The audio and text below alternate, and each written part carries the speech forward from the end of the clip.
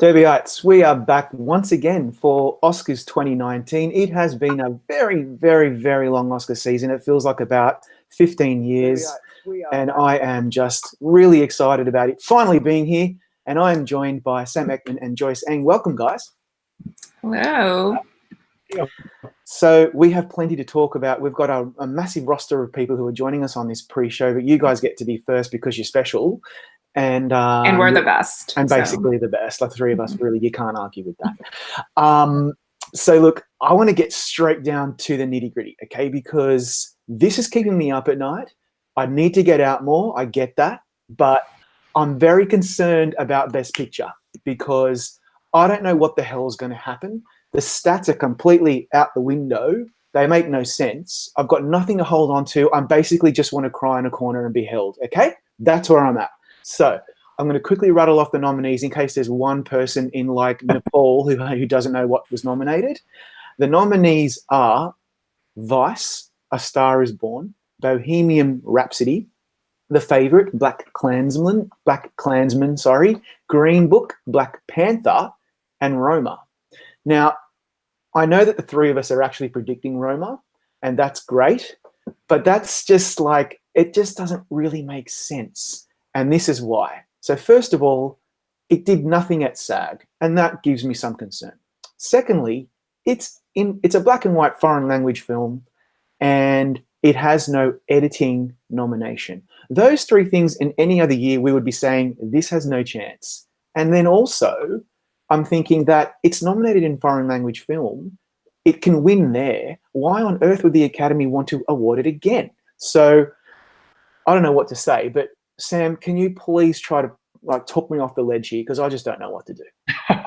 Well, it's an entirely unpredictable year because no matter what film you go with, some sort of piece of history. I think Roma, it's been deemed a masterpiece. Netflix has thrown God only knows campaigner a lot of bias white film, a foreign language film. But I think the SAG thing was concerned. Look at the changes SAG with the merger of SAG-AFTRA. Depending on who's in that nominating committee, it can go more populist, I think. And those are, the two actresses who were nominated at the Oscars, which is a strong showing to get those two surprise nominees, weren't SAG members. So that's sort of how I'm justifying that to myself, is that, well, they weren't actually in the union for those Guild Awards. And editing, it sort of reminds me of Birdman's snub in editing, because Cuarón uses all these gorgeous long shots to tell a story. And whereas most people with editing, they vote for the most editing, whereas at the most obvious use of the craft, the most like Vice or Bohemian Rhapsody are the type of like obvious candidates for that. So I'm going with Roma. I don't feel confident about it though, because I don't know what the preferential ballot is going to do. I feel like with a preferential ballot, we could even have like Black Panther come along and somehow take it without the top categories. It's not nominated for writing, acting, directing, but it's just such an unpredictable year. It really is. It's just driving me crazy. I'm glad you brought up the preferential ballot because that is why a lot of us are thinking that Green Book is really in this race, just like A Shape of Water was when it won PGA. And it's just like, that is the only other real like comparable that we have, because it's a similar voting group and it's preferential. So that means that if people are voting for a film in its second or third slot and that first slotted film doesn't actually make it past a particular threshold, they have to do like a recount to bring in those 2, 3, 4 placed films, and that's going to bump other films up that are popular. So we've got that issue. And I forgot to say also that Roma is really seen as a Netflix film, even though it wasn't necessarily made by Netflix from the get-go, as far as I'm aware, but it was released by Netflix. People are watching it in their living rooms, and a lot of people in Hollywood don't like that. So Joyce, tell me, what do you think? Why do you think Roma's going to win? I think it and Green Book have like similar enough like pros and cons with the preferential ballot. Like they both have their admirers and their detractors, and I feel like both of them will get enough like 1s and like 8s, 7 and 8s on enough ballots. But I also feel like both of them could get enough 2s and 3s, and I think Roma is just more admired and respected enough to get more 2s and 3s than Green Book, but they, you know, it's like they both have a lot of things working against them. You know, Green Book with like all those controversies, and yeah, Roma being Netflix and black and white and foreign language. But those two, like Sam said, those two acting nominations for Yalitza and Marina, you know, shows strong support, and the whole Academy gets to vote. And in the past couple of years, they've been aggressively adding newer members or new young members, international members, and I think that could push it over the line. But I would not be surprised if like Green Book won. I know, right? And you raise a very good point in that when Marina de Tavira was announced as a nominee, I almost fell off my chair. Like I couldn't quite believe it. She had literally nothing before. Nothing. And she made it in. And that shows a hell of a lot of support from the actors branch. And that is absolutely a factor tonight. If it wins, it will be, I think the actors will have pushed it forward, regardless of what happened at SAG. And so we have that type of narrative that seems to be building. And by the way, Tom O'Brien, welcome. I know you're running a little late, but so glad to see. Oh, and I can't hear you. So we have an issue with your audio. So see if you can sort that out, but I'll just keep talking for the time being. So I just think, look, it's line ball here. And if we were in a situation where Roma doesn't win, then and Green Book wins, or even Black Panther wins, we're all going to be scrambling for arguments as to why it happened. So I guess we're all attuned to this. We know that this is very much up in the air. I can't really remember another year where you could probably make an argument for 5 films to win this prize. It's kind of ridiculous. Yeah, and remember, Green Book didn't get a SAG Ensemble nomination either, so yeah, it's just like this decade. There's been so many stats being broken, and you know, odds being defied. Like I can see any like at least like 5 of these films winning. Yeah, and before we go to you, Tom, I'm looking at the chat room on YouTube, and Infinite Jeff very astutely says that Marina's nomination secured Roma's Best Picture win. I kind of agree. That's where I'm headed. He also thinks it's going to be an English Patient night. We're going to see Roma, Roma, Roma, Roma, Roma all night. And I actually have that feeling too. Tom, what do you think? What are you predicting in Best Picture, by the way? I think Roma is, it has the precursors, and boy, oh boy, but this groundswell for Green Book just worries me greatly. Yeah. Sorry. I'll be very angry if it wins. I know. Nonetheless, I think Roma will prevail. Certainly Cuarón will. I don't think the acting will get through to the final, but the fact that they're there, as Joyce said, is a huge, huge tip to us that this thing is really popular. Yeah, let's also not forget that it won at BAFTA. Not necessarily the death knell for all the other films, but that means it also had wide support amongst another academy, regardless of whether it was black and white, regardless of whether it was on Netflix, doesn't matter. It still won over the favorite, which, pardon the pun, was kind of the favorite. It was winning everything that night. And yet it couldn't win Best Picture because Roma took it. So I'm feeling more and more confident when I think of all the positives, but it's those negatives that give me pause and are going to probably make my predictions look really stupid. BAFTA also hasn't matched with the Oscars since 12 Years a Slave. That's right. Yeah, that's right, Joyce. Yeah. Oh man, this is just. But it's not preferential. It's just a plurality vote there. So true. But I think Roma fits the more auteur, feeling that the Academy has gone with for films like Moonlight and Shape of Water and Birdman. And in this year where they threatened, we're going to put in this popular film category because we need these popular films, they still have those popular films nominated in Best Picture, like Black Panther and Bohemian Rhapsody, A Star is Born, these huge films. But then within that, Roma allows them to kind of vote for, they get to back an art house film from this beloved director. And it's sort of still, even though it is Netflix and it actually is breaking lots of barriers, in a way it still allows them to go down the path they really want to go down, recognizing these, auteur filmmakers. Yeah, and Cuarón's in the club. Yes. Yeah, that's true. It's not a huge leap for them to honor him, even for a black and white subtitled film. Yeah. You know, if it starts winning one of those sounds categories towards the beginning of the night, we're all going to be just like sitting pretty, I think, because I think that will give us some indication, or it could just be a huge red herring. Who knows, right? This whole year is just a complete nightmare. Look, we're going to run out of time in this particular segment, so I want to move on and talk about another category, because there's literally about 11 of them that I just completely just throw something in the air and then see what lands, and that will win. That's where I'm at right now. So I'd like to hear from Sam first. Is there a particular category that you are really, really looking forward to because it's up in the air, and what do you think is going to happen? It looks like Sam is the frozen. one that Oh, here we go. Here. I got you now. The one that No, it looks like you're still frozen, Sam. Can you hear me? I'm going to get you. Sam, I'm going to get you to cancel out and come back in, okay? Because it looks like your connection's a bit off. If you could do that, that would be great. Just because we really want to hear what you have to say. And so while you're doing that, Sam, I'll go straight to Joyce. And you, same question to you, Joyce. What do you think? Oh God, there's like about like 4 categories that I'm still torn over, and I might still change them in the next like 50 minutes before the prediction center closes. But like sound editing, I have no idea what to do, because I currently have A Quiet Place, but that's its only nomination. I would feel better about it if it also got into mixing. And you know, the only like, I mean, I could see like Bohemian winning both, because I think it's winning mixing.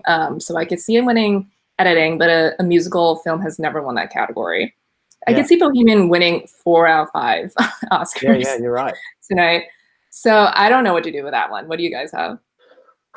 I have First Man, but I have zero That's confidence. flopped everywhere. That's what, like, I feel like, I mean, I think that deserves both of those. Yeah, me too. It looks like mixing's probably going to be out of its reach. Bohemian looks like it's quite strong in that one because it's a musical and they love their musicals, and that's how they think, right? Although A Star Is Born would have been a probably more worthy winner. No offense to Bohemian Rhapsody at all, because I do understand it has excellent mixing. Regardless of what you think of Bohemian Rhapsody, there are parts of that film that work quite well. Live Aid, like the last 20 minutes. Give it that, right? Because I don't want to get roasted on YouTube again. But the editing is a killer because it could be First Man. Like, what do you think? Because that, you know, A Quiet Place won at NPSC, so the editors like it, but the Academy didn't really go for it. And if they're all voting, I mean, it should have been in screenplay. Emily Blunt maybe could have made it in, and it didn't. And it was such a popular film and beloved in the industry, and it didn't seem to really have any traction. So that bothers me. And I also heard on one of these amazing podcasts that I've been listening to over the last few weeks that the sole nominee in that particular category hasn't won for a very long time. I think Ghost in the Darkness was the last time, and might have been the only time. I can't remember now. So yeah, Joyce, I don't know. That one's also kind of making me a bit nervous. What about you? You're back, Sam. Hopefully we can hear you this time. So Sam, what do you reckon? What's one category that you're most looking forward to? I don't know if anyone heard me before. Sort of guides us to that. We have 2 Best Picture nominees, Black Klansman and Black Panther. I'm just going out on a crazy limb and saying that's where Black Panther is going to get an Oscar win, but it really could be anything. I can't see a win for Isle of Dogs there, but you know, Mary Poppins is music-based. Black Klansman has gotten a lot of praise for its score. If Beale Street Could Talk has, you know, a gorgeous score that has won several awards. So it's really up in the air, but I think Black Panther will get it. You know, like, score is one of the most out there categories this year because the precursors are just completely useless to us. Just thanks very much. It's another one that First Man should have won. Yeah, not even nominated. That was, I mean, what a shocker on nomination morning to not see Justin Hurwitz nominated for that. I still listen to that score to this very day. I listen to it in the car. That being said, I also listen to Beale Street and Black Panther, and sometimes Black Klansman. The only one I don't really listen to is Isle of Dogs because you can't drive with that with all the taiko drums going. You'd probably have an accident, so I don't do that. Sorry, no disrespect to Old Soldier Display. So the thing is, what the hell are we picking in this category? I think Beale Street is a beloved score. People say it's one of the best scores of all time. But for me personally, I think the Academy will go for something like Black Panther because it has become quite an iconic score. It's very different. It's a way, as Sam says, to award that particular film. What do you guys think? Tom, have you got an opinion on original score? Boy, oh boy, I've been all over the place because I adore the Beale Street score. And there is, I think, a real sentiment for Terrence Blanchard. He's such a great musician, and this could be his shot. And so there's that. Mark Shaman is very well regarded, and he can EGOT. Yeah. And I think the background music in Mary Poppins, we've been focusing on the song, but is really beautiful. But I kind of agree that I think it's going to be Black Panther here. I actually, maybe it's one win, but it would make me very happy if it did. I would be very. I had the privilege of interviewing Ludwig Göransson, and I'm a fan of his from his work with Childish Gambino. He was up at the Grammys. He was there on stage. That kind of helped his publicity and his exposure. It's a great score. I'd feel very disappointed if it was the only place that Black Panther won. And not that this really matters, but it would be kind of weird to have the only white guy from the film win for a film where African Americans and people of color are so front and center. It'd be nice to see Ruth E. Carter win in costume design. It'd be nice to see things like that. You know what I mean? And I make no mistake. I'm a huge fan of Black Panther. It was my second favorite film of the year. I've seen it 7 times. I love it. So I hope it wins a lot. Joyce, what about you? Oh, you've already said it, right? You've said sound editing. Yeah, I said sound editing. But yeah, I also have Black Panther winning score. But only because it's been a really, I mean, if you don't count like Hateful Eight, because that was just a career win for Ennio Morricone, like the last score to win without a Best Picture nomination was Frida. But I do love the Beale Street score. Yeah. So, I don't know.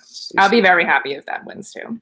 Yeah, it's a beautiful score. It's haunting. It's a great category. I'm always impressed with what they nominate in original score. Lately, in the last, say, 5-6 years, they've really been on point.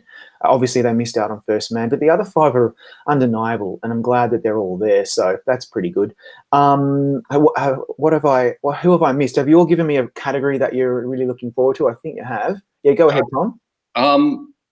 I'm still stuck on supporting actress. Oh God, that's a nightmare. That's a nightmare. I mean, I'm just going with Regina, so. Yeah, and so am I, Joyce. But at the same time, I am troubled. There's no SAG, there's no BAFTA, and that's tough. Those are. I know, like after Sly, I was like, I'm never picking someone who missed those nominations again.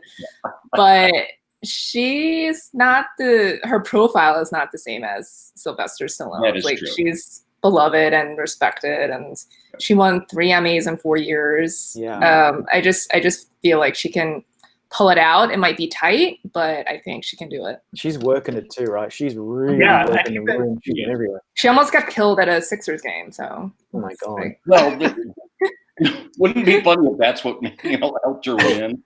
She got viral during voting. Yeah, she was everywhere. She presented at the BAFTAs, like. Yeah, which was great. It was so nice that she showed up.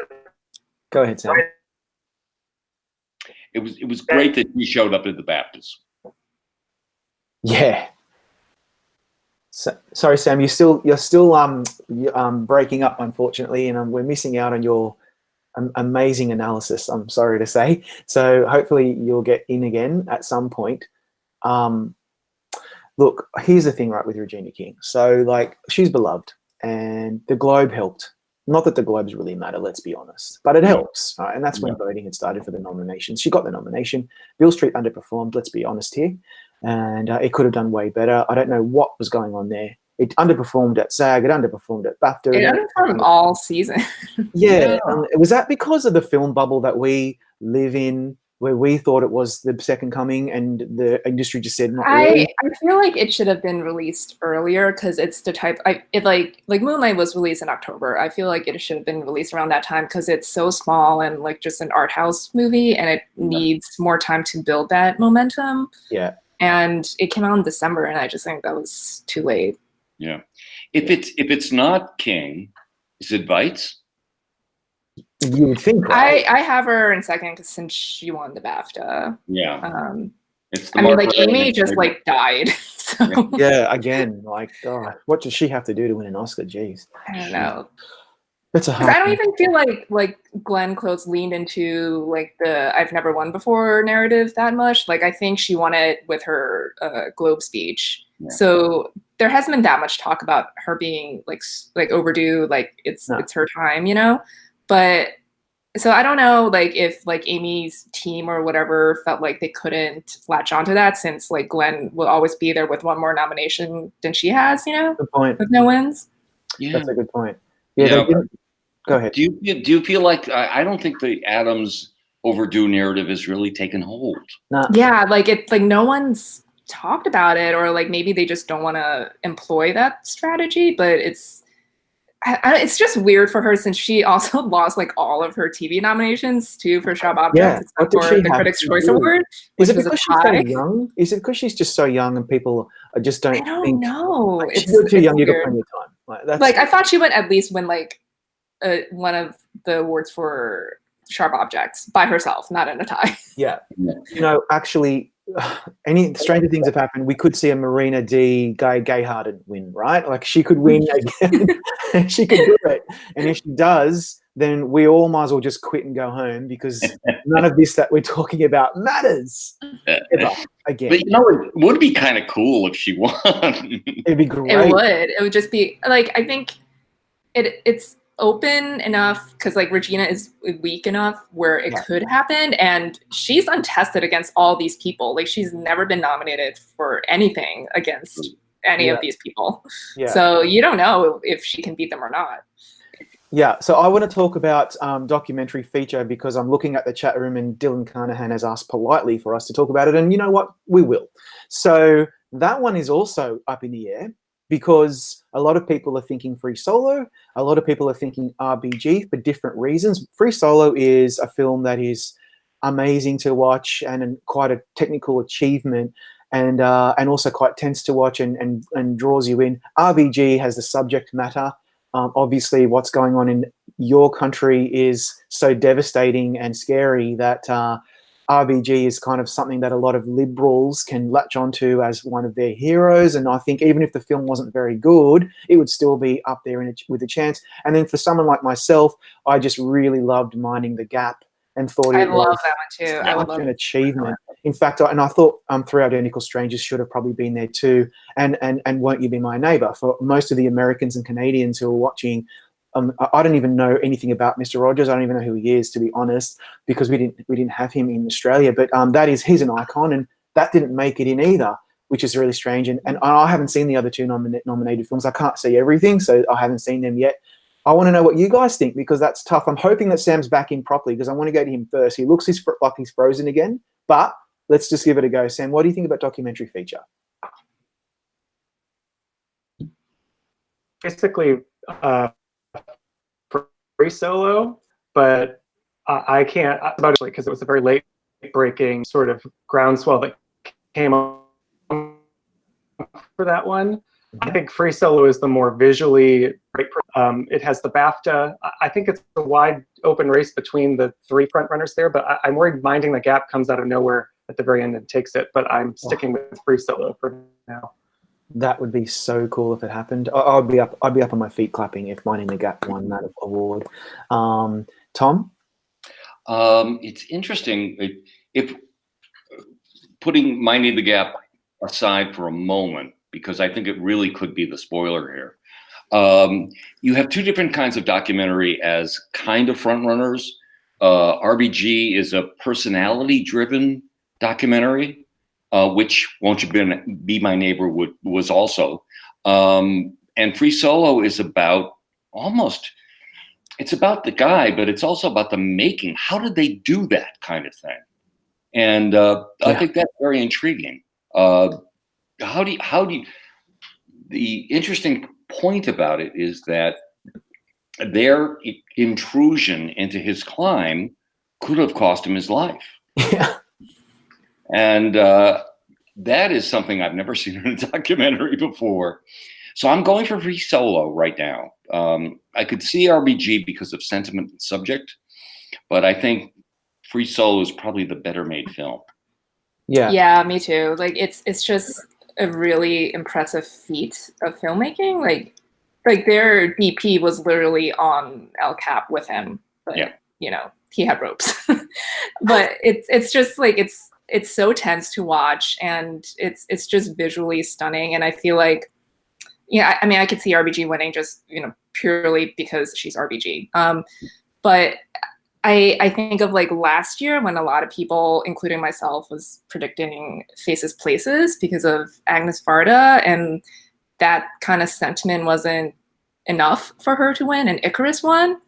Good point. Very good point. Which is, you know, not obviously not the same as like Free Solo, but it's more of a dynamic film.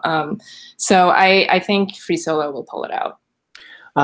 Susan, I know you've joined us. I'm not ignoring you. I'll come to you shortly. No, I'm trying to hide. Okay, you hide. Just do this. And no one will notice it. You know, the thing is with Free, you know, this reminds me actually. I don't want to know what you guys think, because I get very annoyed when documentaries can't ever make it into any other category. It happens like Best Picture. Yeah, like Best Picture, like Best Editing, like Hoop Dreams, and it happens very, very rarely. Usually it shows up in song. Obviously, it did again this year. It happens almost every year. You get some documentary nominated in song. Why wasn't Free Solo even a contender in cinematography? Because that was, you know, like pretty astounding work, and not even a contender. Weird. Yeah, it's like I don't know. I think like people when these like categories are created, you know, like documentary, animated, and like foreign language, everyone just thinks like you can take care of them there. Yeah. And they don't need anything else anywhere else. Yeah, it ghettoizes them, doesn't it? Yeah. Because I mean, I could see Minding the Gap being a contender for editing. Oh, yes. Yeah. Absolutely. And the same goes for animated and foreign language. Like this year, we saw quite a few foreign language contenders. Yeah. Obviously, Roma, Cold War, which I absolutely adored, and Never Look Away in cinematography, which blew my mind. But animated films, sometimes you see some Pixar films in sound mixing or sound editing, and you might see some songs. But I would have thought Spider-Man Into the Spider-Verse could have probably made it in a couple of extra categories. Yeah, that deserves sound nominations. Sound for sure. I'm not sure about the song, the Post Malone song. Maybe it wasn't original, but that should have been a contender. And also, I think its production design was astoundingly good. I could make an argument for screenplay. Absolutely. Yeah, and Inside Out was the last animated film to get a screenplay nomination, right? Yes, that's right. Yeah. You're right. I mean, they make it in there sometimes. Like, I think Toy Story 3 also made it in, but they never win. Yeah. I just really like it when the Academy goes out on a limb and doesn't pick the same films in every category, because you could have a film with the most incredible sound mixing, but it wasn't a very well received film generally, or vice versa. You could have, you know, an amazing cinematography. I like it when they do that, because it just shows that they're kind of thinking outside the square, and I want to see more of that. And I think documentaries are absolutely deserving of something like that. Anyway, that being said, I'm going with RBG because I saw that in a cinema. With a bunch of lawyers, actually, because so the legal team was shouted to go and watch this movie about an important legal figure from another country. Didn't know anything about her apart from her being a liberal, and I really loved it. As someone has a legal background, I was really appreciated her journey into what she is now, an icon. And I think... So you mean like all the lawyers will vote all for the her. lawyers in the Academy will vote for her 100%. But what I'm thinking is, though, she is an icon, and she has made such an important contribution to the United States as a nation, not only legally, but just culturally. And I think that may transcend what Joyce very rightly says is the personality films don't tend to win here. Like, you know, the Faces Places didn't do it last year, and remember when Jane didn't do anything? Yeah, that didn't was get nominated. Yeah, and that was the Mr. Rogers of last year. Exactly. Yeah. And so, but I think this one might transcend. It'd be so funny if one of the other two documentaries that we've barely spoken about happens to win, because Icarus came out of nowhere for me last year. I did not expect that to happen. Anyway, all right. So now I'm going to call in our next batch of crazies. That is Luca and Zach. If you could join us, and while you're clicking away on your laptops, I'll, we'll just finish up with these three stars. And I just want you to give me one final thought. What is something that you just want to leave with us before we say goodbye? Joyce, you first. I'm just waiting for the selfie between Richard E. Grant and Barbara Streisand. That's all I'm looking forward to tonight. So If he good. can't win, I want Oh. that picture because you know he's going to post like a billion selfies with everyone. Oh God, he's adorable. You just want to put him in a corner with a bow and just have Did you see like his Instagram today? He jumped on a trampoline. You know, Oh my God, I want to be like him when I'm his age. He's just you just want to put him in a corner with a bow and just. Oh, Did you see like his Instagram today? He jumped on a trampoline. oh my God. I want to be like him when I'm his age. Are you guys hearing a delay? Yeah. Yeah, so I have a delay. someone might have the YouTube on to make sure you mute it. Okay. Yeah, I'm still hearing Yeah. delay. Yeah. Yeah, so someone might have the And then getting lots of photos of Zach. so does anybody have the YouTube going on in the background? Oh, Okay. here we go. Oh, thank you. All right, because we're a bit delayed on the live feed. Anyway, that's all good. All right. So look, final thoughts from you, Sam. I just really hope we have Black Panther winning at least something. I'm holding out hope for it in the design categories where it's going to face off against the favorite, but I think it's a huge moment that they've accepted this superhero movie into their ranks. It's an amazing film, so I'm really just crossing my fingers that they actually go through. Oh, I'm totally with you on that one. And Tom? I want to follow up on Sam's pick because Ruth Carter deserves an Oscar. Yeah, and Yes. those costumes are so imaginative, and the favorite, the costumes are good, but it's very much regal porn for the Academy. This would be a real step forward. I hope she wins. We'll see. It would be wonderful. Well, Joyce, Tom, and Sam, it's been lovely as always having you in this chat. Have a great Oscar night. Enjoy. Don't get too upset. Just eat that popcorn, drink that wine, and we will see some of you in the post show with Matt. And otherwise, get out. Get the hell out of here. Oh, Fine. Bye. now that's no problem. I know. Hi. Now, the next batch of stars I've got here is just an all-stars. Like I got Luca, I got Susan, I got Zach. These are three of my favorite people. I'm so glad to see you all. Welcome to the pre-show. Thank you. We've done a bit of talking about Best Picture and other categories, and what I want to do is I want to backtrack the Best Picture whenever we start our new segment, because really that category is driving me completely bananas, although I'm starting to feel a bit more confident about Roma. I'm just wondering, do you all have Roma winning tonight? I do. Yeah. Okay, you do. All right, so I want to hear from all of you now, because there's a lot of arguments against Roma, and there's a lot of arguments for some of the other films like Black Panther, especially Green Book, to win instead. Zach, why Roma? Well, it's because I have a hard time choosing the number two. I've had I have them ranked I've got Roma number one, I've got Green Book number two, Black Klansman number three, then the favorite, then Black Panther. So those are kind of where I'm thinking the preferential ballot might. Those films I think are going to benefit the most from the preferential ballot. I have Green Book at number two because I figured, that would be the most sort of down the middle pick, but then it loses the Writers Guild Award, which it should have very easily won. And I can't tell if that's because they're snobbish or if because voters have soured on the movie. So that makes me think it's a little vulnerable. Black Klansman I had winning for a long time, but it hasn't won anything aside from a BAFTA for screenwriting, and it lost the Writers Guild, so I'm not confident about that either. Black Panther has no above-the-line nominations, but it did win SAG Ensemble. And the favorite, has 10 nominations, swept BAFTA, but didn't win Best Picture. So basically, I'm going with Roma because I don't have a good alternative. And I know that with all the strikes against it being on Netflix, it being a foreign language film, it being in black and white, which I don't think is that big of a deterrent. I think there's a lot of hay being made about that. I feel like it's going to have enough people who put it at number one, whether because they are, people who really love the movie, or they're new international voters who are going to be more inclined to vote for that, or whatever. The campaign worked very well in making it feel like the film that should win. So I think that's just kind of gives it the edge. Yeah, I think those are all very good arguments, and I can't really say much against them, but I'm still nervous. Susan, tell me, why? Why are you picking Roma?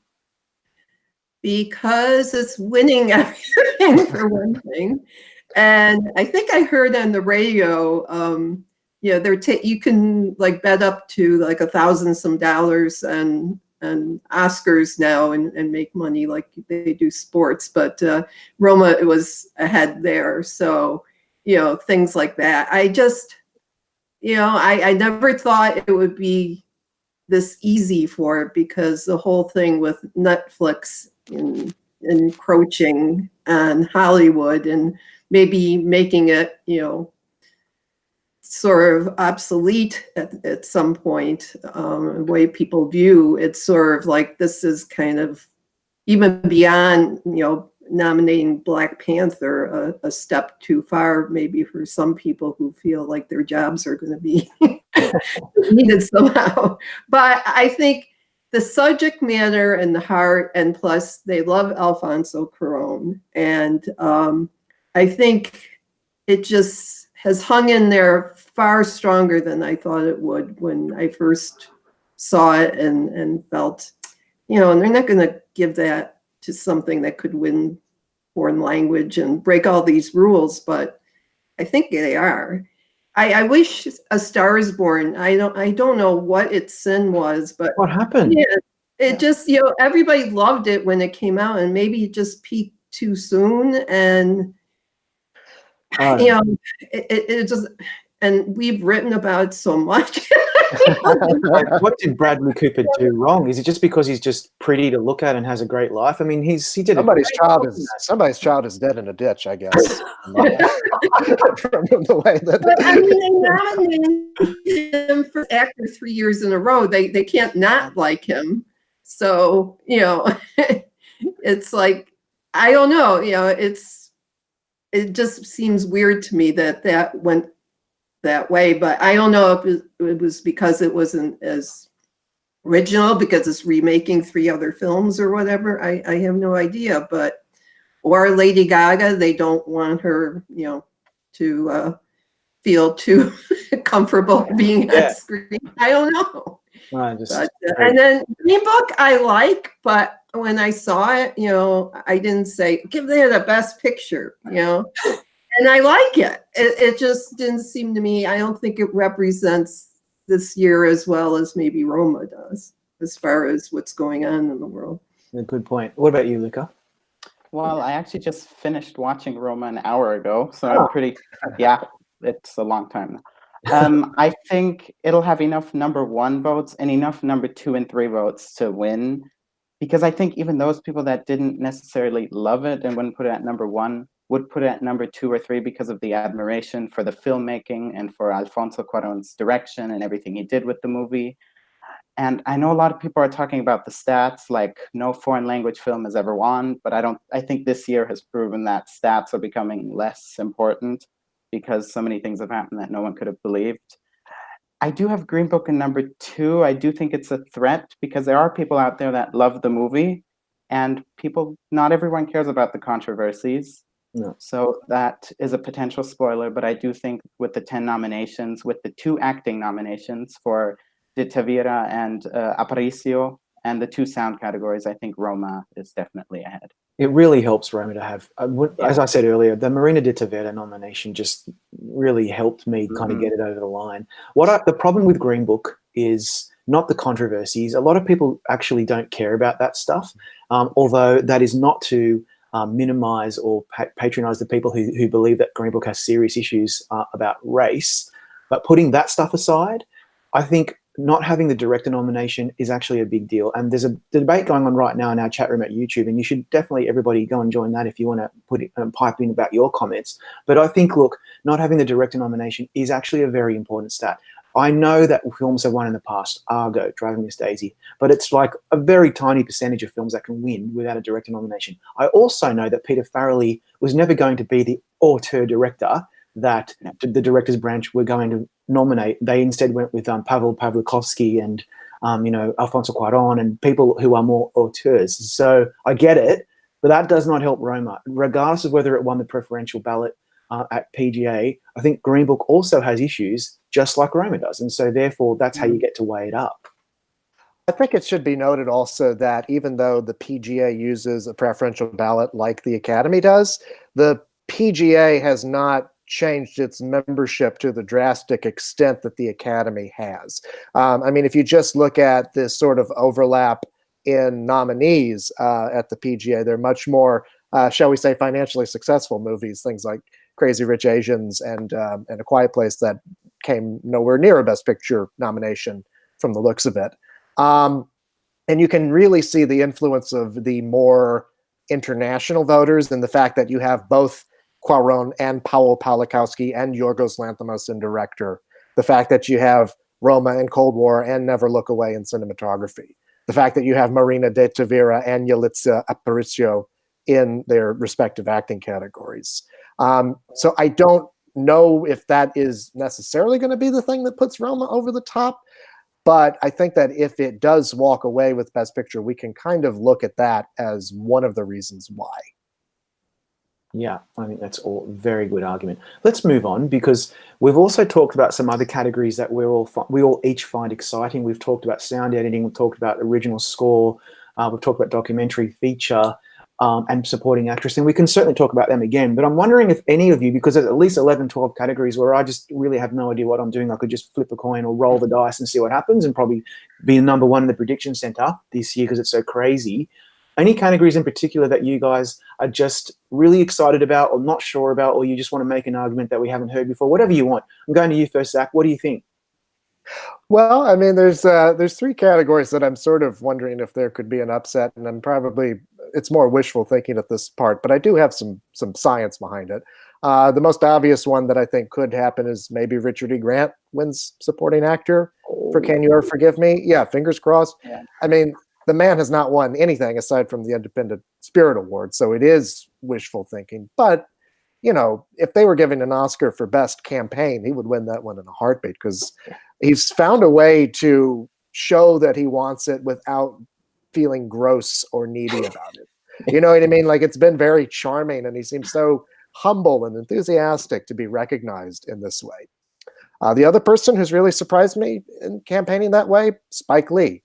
I think he's definitely going to win for screenwriting, but he's a good, solid number 2 for director. And I mean, if his sort of media blitz of going on every morning talk show during the voting period, like Morning Joe and 60 Minutes and all that stuff, it could pay off, since they have ad nauseum said he'd be the first Black director to win.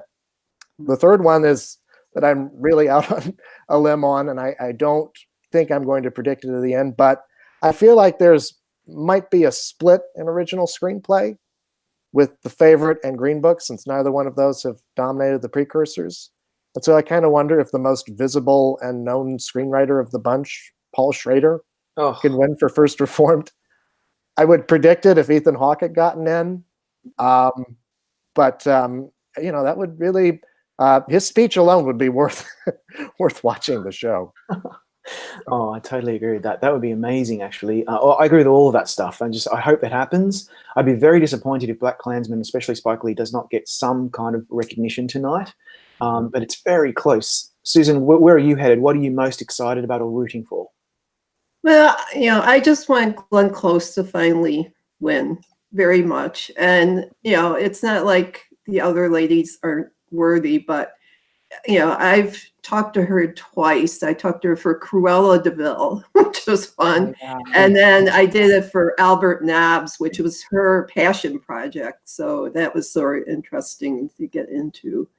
And I like that film because the plus side of that film was all 4 of the women, or 3 of the women that were in the Commitments were in that movie too, which is another one of my favorite films. But I just loved her through the years. I just remember seeing Fatal Attraction in a movie theater and thinking, just blowing my mind in a way that, filmed. And as, I did this gallery of her, being amongst those who are, getting awards for films that maybe aren't their most stellar in their resume, but it's like time. I mean, when are you going to do it already? And I think she's fine in The Wife. It's just, for me, if she had won for Fatal Attraction, that would have been, I mean, that made such an impression on the culture at that time. People still refer to Boiling Bunnies. I don't think there's anything in The Wife that was going to stay on and become a symbol of something. So when she wins, it'll be very cool. And I don't know if you all watched The Independent Spirits, but she brought her dog on stage, and that was just such a cool thing. I loved it. I have a little white dog too, so if I ever get an Oscar nominated, I'll bring them. You'll bring them along. What a character she is. I'm amazed she's never won. I don't like how she's never won, and I'm very happy that she's going to most likely win tonight. I think the only person that could probably maybe snatch it away from her is most likely Olivia Colman, and I don't really see it happening. What's really interesting, though? I saw The Wife ages ago. I remember I was traveling. I think I was in Perth. I saw it in the cinema by myself. I was the only one in there because it wasn't doing very well at the box office. And I really loved her performance. I didn't really love the film, but I really loved her performance and thought, I wonder if she's actually going to win for this. And for a while, she seemed to have the narrative, and then it really died away, especially when A Star Is Born came out. Right. And then the Globes for her was the godsend. Whether you're an atheist or not, it was the godsend, because she was able to, as we've all heard ad nauseum now, to give her audition for the in front of the Oscar voters about maybe her being finally worthy enough to take home one of those little gold men. And that moment at the Globes will stay with me for a very long time. I've never seen something so authentic at the Globes before. I honestly believe she was just completely blown away, and I want to see her win so bad tonight too. Kate Winslet did that for The Reader when she won, both. Didn't she win both Globes? She did, yeah. So, but she auditioned with her speech that night too. So yeah, it was a lock. And that's another one of those movies that people don't talk about. Unless it's with a sneer on their faces. Right. Yeah. Because that was a Harvey thing, right? That was another Harvey. Yeah, no, they made it happen for her. They saw that was a year where I thought the performances in films, much like this year, were stronger than some of the films themselves that were nominated. Yeah, absolutely. All right, Luca, what about you? Well, I agree with you, because I think Glenn Close, I think her performance in The Wife was really, really good. I just watched The Wife a few weeks ago, actually. And, everyone was talking about, oh, she's going to win because of her overdue narrative. But I think the performance warrants a win because it's very internal. It's very subtle. But I still think she has a real arc in the movie. And I think it's a great performance. I think the entire category is great because we have such a variety of performances. I think Olivia Colman, with her, screen time, what she did in those, I think, 40-something minutes was incredible. And I just saw Yalitza Aparicio. She was amazing as well. And Lady Gaga, of course, too. And McCarthy is the only one I haven't been able to see, but I know everybody else has been raving about that performance. Yeah. But I think Glenn is going to take this. We're going to get another speech. She's going to get a standing ovation, and I think it'll be a highlight of the evening. Mm-hmm. And then there's one category. I think best editing is a category where I'm just not sure what to predict or what's going to. That hurts my brain. Tell me. Yeah, I think I know. I have Vice winning. I'm not sure because I think it's between Vice and Bohemian Rhapsody. They both have the most editing, which I know. Bohemian Rhapsody's editing is. I don't know if I didn't hate the movie like everyone else did, but the editing was too choppy, and I think everyone saw that clip on Twitter where they showed a scene and how it was edited. So, well, see, I'm actually. Yeah. Oh no, go ahead. I was just going to say, I'm actually. You're too polite. I'm actually thinking that Bohemian. My thing with Vice is that I think that despite having its fans, I think there's enough people who maybe dislike the way that movie was edited more than Bohemian Rhapsody, which has a pretty straightforward, ending that usually wins this category. Like you think of Whiplash, for instance, and Yeah. If there's a spoiler in that bunch, I'm rooting for Barry Alexander Brown for Black Klansman. Absolutely. Yes. I think the editing in Black Klansman was one of the strongest aspects of the movie. I think I left the movie saying the editing definitely deserves to be nominated, and I think it would be great to see it winning. Yeah. And Spike on his, in every TV appearance, every acceptance speech that he's given has made special mention of Barry Alexander Brown and Terrence Blanchard. I think it's going to pay off for Blanchard. It might pay off for Brown as well. Yeah, the thing is, like, you look at the best editing category, and forgetting about whether you liked the film, whether you thought the film was any good, whether it was popular, just in terms of the editing, I'm honestly not quite sure what Green Book and Bohemian Rhapsody are actually doing in this category. The editing is fine, but I just thought that there were other films that were so well edited, so tightly edited. The editing actually really propels the story. And an example of that would be Black Klansman. And I think it really needs to be more of a contender here than many people believe that it is. And even The Favourite. I had problems with The Favourite. It's not a popular opinion to have. Everyone thinks The Favourite is The Second Coming. I had some issues with The Favourite. I liked it a lot, but I really liked the editing. And I found it to be slightly noticeable, which is where you want an editing to be. You don't want to be too noticeable. You don't want it to be just completely invisible. And so what I'm trying to say is I don't know what Green Book or Bohemian Rhapsody are doing here, and those two films could easily win this because they're popular, and that really bothers me. Well, I mean, Green Book sort of benefits from being a movie that they liked, and as we've seen with sort of out of left field, below the line nominations, if you're a film editor and you like Green Book, you've only got two places you can vote for it. Bohemian Rhapsody makes sense to me. I mean, it's Live Aid. That's the last 20 minutes of that movie is you're basically watching a short concert video. So, it makes perfect sense why that's in there.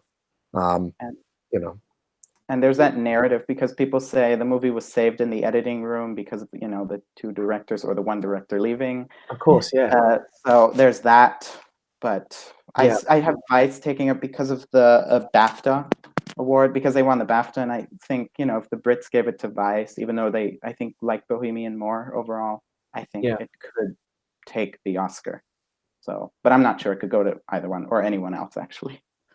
It's just driving me crazy. I was hoping you guys are going to give me the answers, and you're just being completely useless. So I did give you the answer you have to go with. All right, I'll take it. So I want to talk about the show for a little while.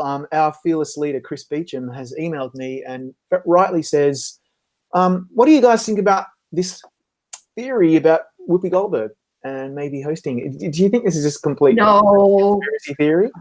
What do you think? I hope if she does, she opens the show with Meghan McCain. That would be... Maybe time to hand out awards. Or do we think if she's just presenting as a surprise presenter, perhaps maybe she'll be the first person on stage after Queen opens the show? That could be a possibility. Could be, yeah. I mean, that'd be a good... Yeah. I don't believe this theory. So that there were some internal conversations in the Academy Board of Governors, like, hey, did you hear about this? You think we can get her to make it happen?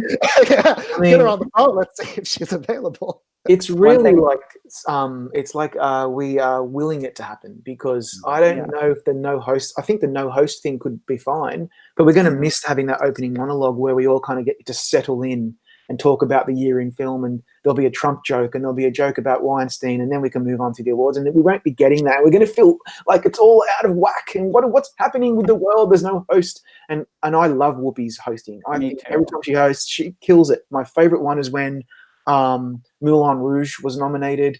I also really loved it when Elizabeth and Shakespeare in Love were nominated, and she dressed up as the actual queen, and she said she was the African queen. I mean, I still remember her. She is killer. And she's still in her prime. And I think, please, Whoopi, just take the bloody microphone and host a damn thing. I like that they're focusing on music, because I did write something when it was appearing that they were going to go hostless. I go, my God, you have so much music in these films and they're relevant to the film and I said, even in the piece, and I don't think they read it, but I said they should open with Adam Lambert and Bohemian Rhapsody, and have Queen on stage. Why not? I mean, that would be. I'm looking forward to that. So. And they listened to you, Susan. It was you who did this. It's your fault. But I don't. I don't want to see food falling from the sky again and going to the other theater where real people are and taking people off buses. Don't do that anymore. All those people who aren't even watching the Oscars to begin with. Exactly. What do you think of the Academy Awards? Did he marry someone in the middle of the Oscars? I can't believe that happened. I know. And like the thing is, like, whenever I rewatch the Oscars, I'm one of those crazies who does that. I always forward those bits because I'm just like, I don't want to see some schlub in the Chinese theater next door watching some crap movie, and then that's boring. And you know what else I hate, and we're going to see it tonight, is when they trot out people to announce each nominated Best Picture. It takes up about half an hour of the show. I know, it's like, we know what these pictures are. We're watching. If you're so worried about time, don't do that. I will say, why are they doing it?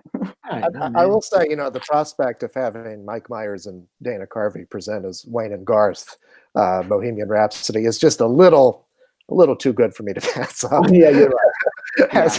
As a child of, I don't know. I mean, but as a child of that era of Saturday Night Live, I can hope. It's but I don't know if they're that clever to do it. But what I really hope they don't do is have two people from a movie present an award to their movie, which we see at so many award shows. I swear to God. I mean, we saw it at the Globes. Yeah. We saw it. I don't know if we saw it at SAG, probably.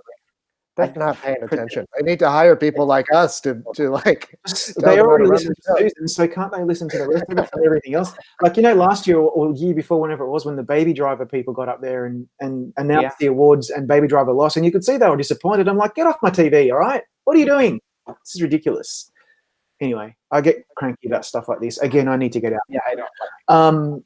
All right. So look, final thoughts. I'm actually going to call in while I'm just thinking of it before my brain starts to melt. So I want to see Charles, I want to see Riley, and I want to see Marcus join us if they can. I know Denton Davidson was going to join us too, but he is unfortunately, he's not able to make it at the last minute. If you can maybe make it at the last second, great. Otherwise, I want to see you three guys while these three stars continue talking to me about what we want to talk about, which is final thoughts. I want to know something that you can leave us with before we have to kick you out. Who wants to go first? I don't care. Just all talk at once. I want to see Bette Midler too sing. That would make me very happy. I don't care about these movies anymore because doing this as a job, you live with these films like they're your relatives, and it's like you're talking about them all the time, and it's like enough. True. I agree. So anything they can do to freshen up the matter is good for me. So yeah. I'll say this. I mean, I've cemented my predictions as well as I can. I really, it'd be great to get all 24 right or somewhere close to it. Have you ever, are you normally up on top? I have once got 23 out of 24. That's great. That's the best. Thank you. Having said that, though, I would not. That wasn't the Lord of the Rings year, right? No, that was the Birdman year, actually. Okay.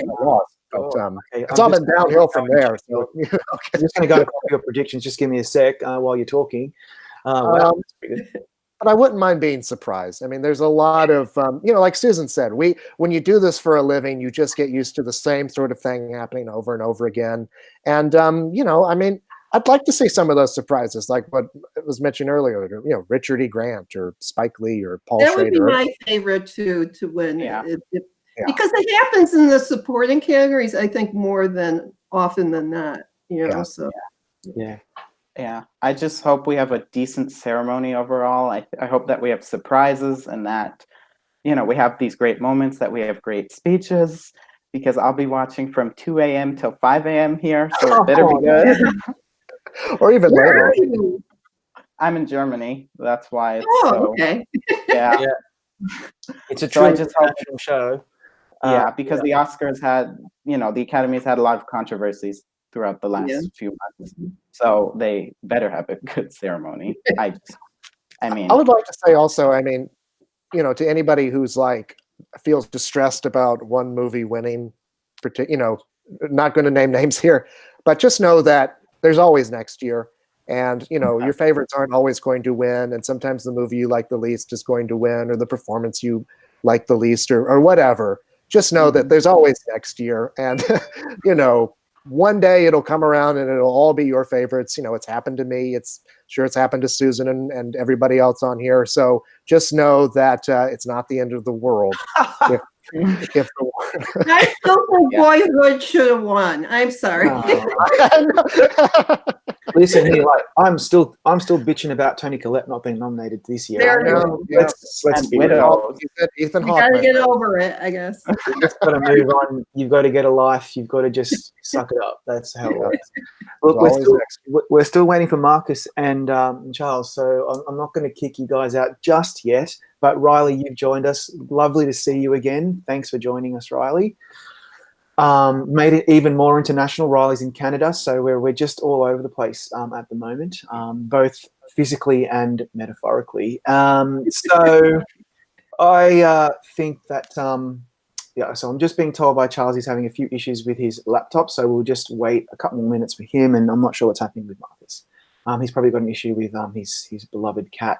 So there's another category that's giving me heartburn, and I want to hear from everybody if I can, or maybe not. No, I've got Marcus now. Oh, he got dressed It was just up. doing his hair. It was just doing his hair. You know what, actually? I'm going to actually say to Luca, Susan, and Zach, lovely to see you. Have a lovely Oscar night. Enjoy. Don't worry about things. Don't worry about the predictions. Just let it just soak in and have a great night, and we'll see you after the show. Okay. All right. Bye-bye. Now, Rob, you're doing an amazing job as host. I have not seen a second of it, but I just know you're doing fantastic. The reviews are coming in. So many great I was comments. also not watching. I know that it's really quite offended that you weren't watching, but that's okay, because I really appreciate the the positive reinforcement, because I am extremely needy. So look, guys, you were two of my favorite people on the planet, and I'm really happy to see you on this pre-show. And we've talked about a bunch of categories that are giving us heartburn. And by the end of the night, I'm going to have a stroke about some of these categories. Number one is Best Picture. Like, God help me, what on earth is going on in that category? It's all over the place, and we've already talked about it twice now with the different segments. Oh, Charles, you've arrived. Welcome. Another one of my favorite people on the planet. This is truly an all-stars. We've got the all-stars now. Look, here's the thing. I know I'm going with Roma, because I'm confident that the arguments for it outweigh the very persuasive arguments against it. But it's still giving me heartburn. And I want to know, first of all, are all three of you picking Roma? I sure am. Yeah. Okay. Yes. So far, it's been everybody's picking Roma. That is even making me worried, because it can't be that much of a consensus. But I want to go to all three of you, and I want you to give me your best analysis. Pretend like you're in court and you're about to persuade the judge. Why Roma? Marcus, you first. Didn't this happen 2 years ago when every single person was picking La La Land? I think 2 experts maybe went with Moonlight, and everyone else on the site was wrong. So it could happen again. It just happened a couple of years ago. I think so. I just don't want to be the person who goes against the front runner and gets it wrong. I know. When everyone else on the site gets it. I don't want to be that one guy who they're like, oh, why didn't you see this coming? Everyone else did. I'd rather get it wrong with everybody than, well, no, I want to get it right. So I'm going to take that back. I want to get it right. Go down with the ship and be wrong, then be the only one who's wrong and everyone else is right, and they point at you and say that you're hopeless. Thank you. Yes. I just changed. I was probably one of the last people to pick Roma. I had Green Book for a long time. Before that, I had Black Klansman. Before that, I had Black Panther. But see, this is the moment when I realized, okay, it's Roma. There's no second place. Some people think Green Book second. Some people think Black Panther second. So when you have such a big front runner and you have everything else kind of, fighting for scraps, that's usually when the front runner wins. With La La Land versus Moonlight, those were the two. It was going to be A or B. What's the B this year? So hard. It's killing me. Well, Riley, just tell us what's going to happen. Well, I think the B is clearly Green Book. unless it's not the A, because it won the Producers Guild Award, which uses the preferential ballot. And I think it kind of makes more sense as the winner via preferential. I feel like Roma is more love or hate. That said, I am predicting Roma. For me, I think what did it was the support that it got from the acting branch. But I am concerned by the editing snub. Yeah, it is a worry. As I've said throughout this whole thing, the Marina di Tavira nomination absolutely helps Roma's chances. The actors branch obviously really loved it, regardless of what happened at SAG. And the editing thing is a bit of a concern, but of course that has been overcome before. I think it's actually more important for Green Book missing out on director, even though Peter Farrelly is not necessarily an auteur who should have been nominated by the director's branch anyway. And then you've got Black Panther with no above-the-line nominations, and yet it is popular and could be up towards the top of the ballots of a lot of these very new, younger, hipper members of the Academy who want to see a film like that actually win. So, again, I'm not getting any answers here. I'm just completely at a loss. Charlie, set the record straight, please. And you wanted me to do this like I'm presenting it in court? Okay, please. Okay, because I've been waiting to do this. I've been waiting to do this for a couple of years. Now, y'all in the court will... Now, y'all in the court, I just want to say I find y'all incredibly guilty. I wrote a piece on this a couple days ago. It just got published today about why I'm sticking with Roma for Best Picture, and it actually argued a lot of the main point that Riley brought up. And the first part of this is that I am just discarding all historical stuff, especially now that we are in an era with more than 5 Best Picture nominees being decided in a completely different way. I don't know why it's taken me 7 years of this ballot to finally say that, but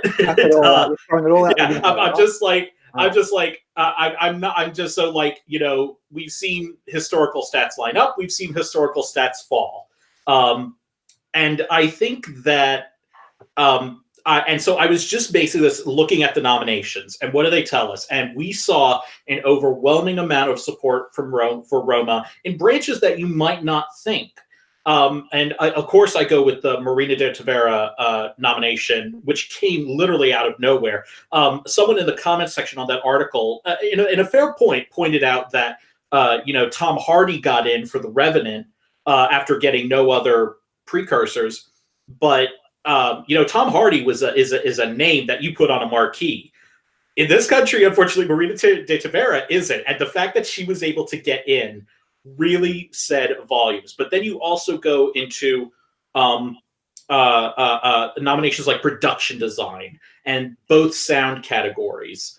And I think that those are areas where the members of those branches really had to were really in love with this movie and in love with the process of how the movie was made. And that's what I think is going to push that over the line. It may not be their favorite movie, but I think they have enough admiration for it, especially the fact that it was nominated in production design, that they actually looked at it and thought to themselves, oh, this is how they had to lay out that house that was the main set for the movie so that they could get these very long extended takes and the camera could move around. And it just all worked so flawlessly. So I think that's what's going to put that over the edge. Yeah. But see, the thing is, if Roma starts winning awards throughout the night, like sound editing and awards like that, we're going to start feeling more comfortable. I still have this this niggling doubt that you have these films that are ghettoized in animated, documentary, foreign language that generally can't ever seem to win in Best Picture because they can award them elsewhere. And that's what I'm also worried about with Roma. Forgetting that it's a Netflix film and it's in Spanish and it's black and white and it doesn't have an editing prize and SAG ignored it. But that also gives me pause because they can award it there. They don't need to award it in Best Picture, and it probably will win both. But it is the front runner in director, and that I think gives it added clout in that. That gives it that extra boost in terms of being able to overcome that. We've seen I think the last time we had a foreign film that came anywhere close to actually winning Best Picture was probably Crouching Tiger, Hidden Dragon, almost 20 years ago.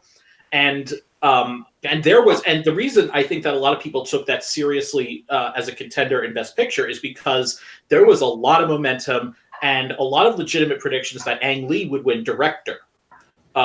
Because remember, Ang Lee had won the Globe, he had won the Directors Guild Award. I mean, he was on a hot streak. And it's even kind of more mind-boggling that he lost to someone who was nominated against himself in Steven Soderbergh. Yeah. But I think that the fact that he's a front runner for director is really going to be a very compelling case that'll push him forward. Marcus, pick another category if you could. Like, we probably have to move off Best Picture. Have you got? Is there any particular category that is bothering there you? Are other categories about? I know. Can you believe it? There are actually other categories, but there's at least 12, 11, 12 that I don't know what's going to win, and that's very. I don't know what's going to happen in Best Song. I mean, this is a huge question mark. Oh my god, it's hurting my brain. No, so that one's a lock. Imagine if it doesn't win though. Can you just imagine a world in which Shallow does not win that prize? That would be like La La Land type shocker. Yeah, like that. That's just out of nowhere. If that doesn't happen, I don't want Lady Gaga to go on a tirade throughout the Dolby Theater. I want Bradley Cooper to go on a tirade throughout the whole theater.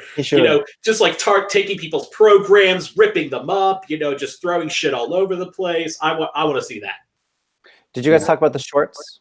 No, we haven't talked about them yet. They're always forgotten, those poor little shorts.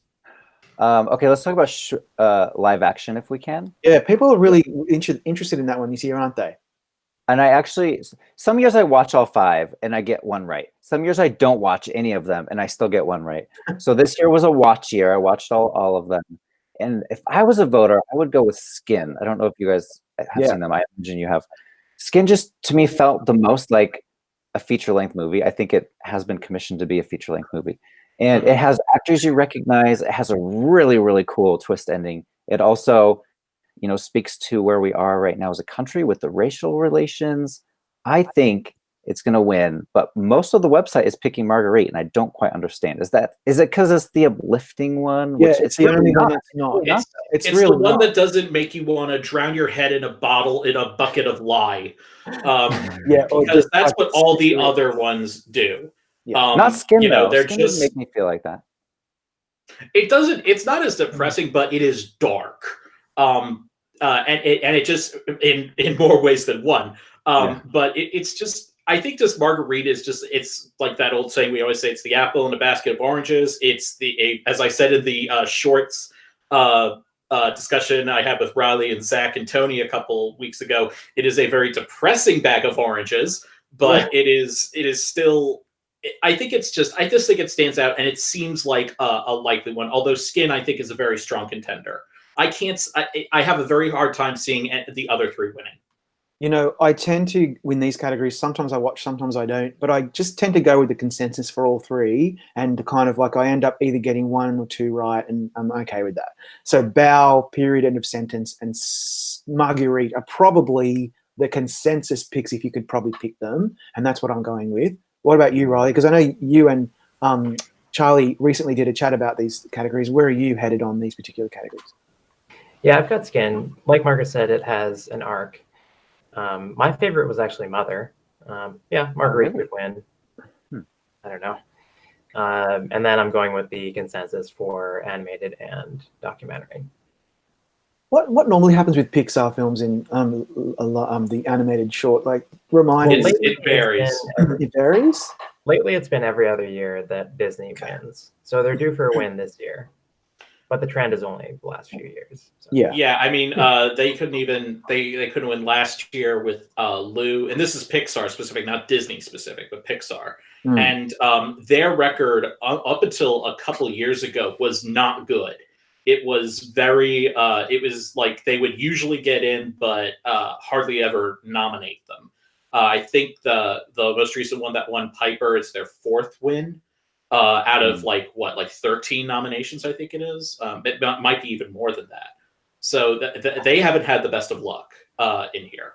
What changed, though, was that they opened it up to all of the Academy can vote for these categories. So since that happened, they've been doing a lot better. So they're still, I'd say, the safe choice. Okay. Did you guys talk about best score? I'm sorry. We have, but I think we should talk about it again because that is absolutely one of the most wide open categories because the precursors just are completely useless to us. First Man was the front runner, wasn't even nominated. It should have been nominated. It was so good. It's such. First Man should be in a lot more categories. It really underperformed. I was one of the idiots that was saying prior to nomination morning, I have a feeling First Man's going to overperform. Well, that was a complete nonsense because it didn't. I hope it wins. What do you know? What do I know? I don't know nothing. But really, like, First Man might eke out visual effects or sound editing prize. But I want to talk about visual effects in a minute, but let's stick with the score because what do you do here? Beale Street, beloved. One of the greatest scores of all time is what a lot of people say. It is beautiful. Black Panther, iconic. A good way to reward the film. And Ludwig Göransson, very popular right now, especially because of his work with Childish Gambino, just won a couple of Grammys. Then you've got Mary Poppins Returns, another iconic score because it's based on, previous work that has people love. And then you have Black Klansman. Terrence Blanchard is so overdue, and I would love to see him win. He should have won for 25th Hour. And then finally, you have Alexandre Desplat, who has just won last year, but he's an amazing composer, and his work on Isle of Dogs is very, very effective. It's the only score I just said earlier that I can't listen to in the car because it's so percussive that I'm probably going to end up crashing into the tunnel. So I'm going with Black Panther. I love that score so much. I listen to it at the gym. I listen to it in the car. I listen to it at home. It's amazing. But they're all wonderful. And I'm just basing it on that I think they want to award Black Panther somewhere. What do you guys think? Riley first. Yeah, I agree that they want to award Black Panther. I think that it's a good film for them to check off in categories that they're maybe unsure about. I think that, this category, it doesn't have a strong front runner. I'm concerned by Mary Poppins Returns because musicals, we don't really see them a lot in this category. So I wonder if they had been eligible in this category, would they win most of the time like they do in sound mixing? Beale Street Could Talk, I think it's kind of a strange contender because it's seen as super competitive in all three categories that it's in, but why is it not in many other categories? Black Klansman. It was probably like 9th place for Best Picture. You would think so, right? Maybe. Yeah. I don't know. I mean, most of the time I feel like when I'm being a pundit for Gold Derby, I like to be really boastful and confident about my predictions. This year at the Oscars, I don't really know what's going to win. I don't really have, great insights. So just got to choose something. That's a great attitude. Just choose something. Who cares? Marcus. I had Beale Street for a long time. That it's just such a good score. But then, I've heard maybe the voters aren't watching this movie. And so maybe they're going to pick a Best Picture nominee, which would be Black Panther or Black Klansman. And of those two, I think Black Panther does have the more memorable score. And I think you're both right that they're going to want to give it something. And I don't have it winning anything else. Really? Yeah. Okay. It's good to know because I think it will win in other places. But let's focus on the score. Charlie, what about you? Here's my little Black Panther. Oh, I love her. And Rob just got a kitty. Are you going to introduce the world to your kitty? She's downstairs because we can't introduce her to the whole house because she's still very overwhelmed. She's just a tiny little thing. And what's her name, Rob? What's her name? Her name is, wait for it, Emmy. Perfect. I love that. That was just perfect. Back to the Oscars. But on some more pressing matters. Please. I'm also going with Black Panther. It seems like a good place to reward it. This is a score that definitely has a lot of respect. It won the Grammy for Original Score Album just a couple weeks ago, and I just think it's going to be a populist choice to go with. I'm curious, how many awards do each of you have Black Panther winning tonight in your predictions? 1. 2 or 3, I think. Yes, yeah, because I think what do you think? 4. Yeah.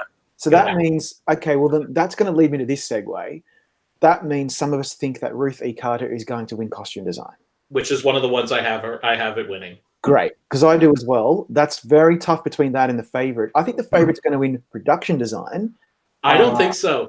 You don't? You think Black Panther's going to win that too? Yes, I do, because Fingers I crossed. think one thing with The Favorite that I notice is, I mean, yes, the production design is insanely good, but a lot of it is interior as opposed to exterior, which a lot of times can be a draw. And I believe that was all filmed in a castle that they already had. Yeah, but I mean, remember the King's Speech? That was already there, and just kind of that one for And so I think that the fact that Black Panther was something that was completely from scratch. I mean, yes, they have the comic books to go on, but is something that was much more organic. Is going to be a very big selling point. And Ruthie Carter. No, wait, she was the costume designer, right? Not the Who was the production designer for? Oh, I got it here somewhere. Well, if Ruthie Carter doesn't win costume design, I'm going to be really disappointed. I think that's one of the best things about Black Panther. I love the creativity that she brought to the film. Like, I've never seen anything like it, and it has to win. It's so colorful, and the costumes really stand out. Yeah. I don't know. I'm going with The Favorite on that one, but I'm okay being wrong, because I would love if Black Panther won.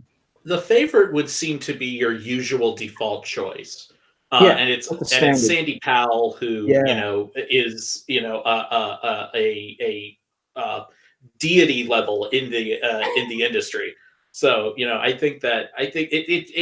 I understand going with it, but I really think that Black Panther is going to take both costume and production. What if we get a Fantastic Beasts type scenario? Like, what if Mary Poppins Returns or Mary Queen of Scots pulls it out of nowhere? Like, then it wins. What other categories is it up in that it's going to make a difference in?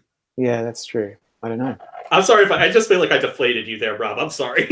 You made me sad. No, I want to see Ruth Carter. Riley, tell us what to do, because you're just like, pick anything, you're fine. Like, what I'm really intrigued by is whether The Favorite is going to go 0 for 10. Yeah. Now, I'm not predicting it, but it just seems like one of those films that's destined to do that. Like, not that I necessarily agree with the Oscars choices, but I like that we have certain Oscar rules or certain things that just seem like they're going to pan out because that's how the Oscars roll. Like First Man, we were all predicting it for a lot of nominations, even though it had, all the hallmarks of something that would underperform. Ultimately, it did. I don't know. I feel like we just have all these random Oscar things that tend to happen. Like, of course, Peter Farrelly is snubbed in Best Director. And of course, the Swedish film Border is nominated in Best Makeup. The Favorite is just such a weird film that I can't imagine the Academy responding to it the way that we all expect it to based on the precursors. Yeah, it's a good point. I've had the same thought. It could actually go 0 for 10, which would be a big story in a few hours' time, because a lot of people really love that film. Like, it could also win 6. So. Yeah, could do the complete opposite, but I can't see that really happening. Look, before you guys go, I'd really like to hear what you think of visual effects, because that's another one that's giving me a lot of grief. I'm going with First Man at the moment because it genuinely has really wonderful special effects. It won the supporting effects category at the VES. It feels like the more kind of gravitas type film in the category, which sometimes does well, especially when you have a Best Picture nominee. We don't have that this time. But The Avengers is there too. That won at VES as well. It's a big effects-driven film. The problem with The Avengers for me is that the Academy don't award Marvel films in this category. So we have some problems again. I'm at a loss here. It could be one of the other films. It could be Ready Player One. Like that, the Shining sequence in Ready Player One is I still have that implanted in my brain. It was so wonderful. What do you think, Charles? I have First Man in here. It kind of reminds me that I could very possibly pull this off in a manner very much like Ex Machina did a couple of years ago. If it had not been for that win, a couple of years ago, I would be a lot more wary of picking it. But I think that and also I know for like Best Picture, I'm like throwing all history out the window, but with current history, it's kind of hard to ignore that the Oscars have never awarded a Marvel film. And it seems kind of weird that a Marvel film with a single lone nomination in this category will finally win. I think there's a solid chance it could, but it just seems a bit too branch too far for me. Marcus. The character Black Panther is in Avengers, so in a way, you know, a win for Avengers here would be a win for Black Panther. So that's kind of influencing my prediction. Point. But you know, I just don't see First Man winning. It's supporting visual effects, which those rarely win. I think maybe Hugo counts as supporting, but nobody leaves First Man going, that was the best special effects I've ever seen. But you do leave. I mean, you leave Ex Machina going, what they did with that robot is something I've never seen before. That's really creative and really genius.